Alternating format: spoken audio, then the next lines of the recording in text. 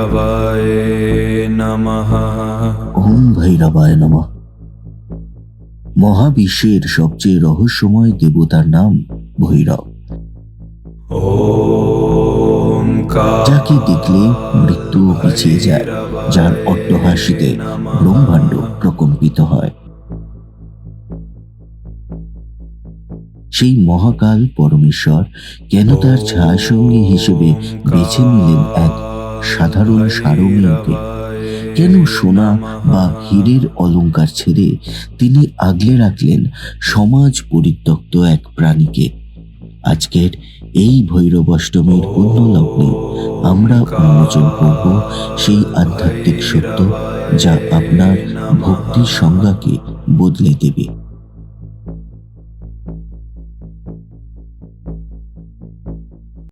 আধুনিক সমাজতত্ত্ব এবং তন্ত্রালোকের মতো প্রাচীন তান্ত্রিক গবেষণায় ভৈরবকে বলা হয় প্রান্তিকতার দেবতা বা গড অফ লিমিনালিটি। কুকুর এমন এক জীব যে বন্য জগৎ আর লোকালয়ের মিলনস্থলে বাস করে। ভৈরব যখন এই ব্রাত্য প্রাণীকে বাহন করেন, তিনি আসলে আমাদের তথাকথিত সূচিবায়ুর দর্প চূর্ণ করেন। তাত্ত্বিক বিচারে এই কুকুর আসলে 4টি বেদের প্রতীক: ঋক, সাম, যজুর আর অথর্ব।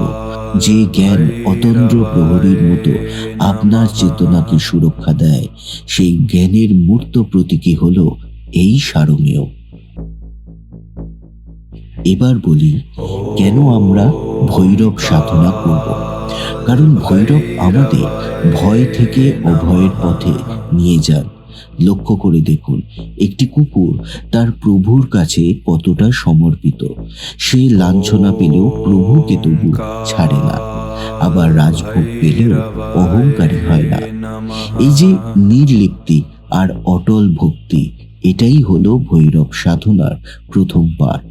আপনি যখন পথের একটি কালো কুকুরকে আগামীকাল আহার দেবেন, জানবেন আপনি কেবল একটি প্রাণীকে খাওয়াচ্ছেন না, আপনি স্বয়ং মহাকালে সেই অতন্দ্র প্রহরীকে তুষ্ট করছেন। ভৈরবাষ্টমী কেবল উপোসের দিন নয়, এটা চেতনার উত্তরণের দিন। যারা একাকিত্বে ভুগছেন, যারা সময়ের চক্রে ক্রমাগত পিষ্ট হচ্ছেন, ভৈরব তাদের জন্য।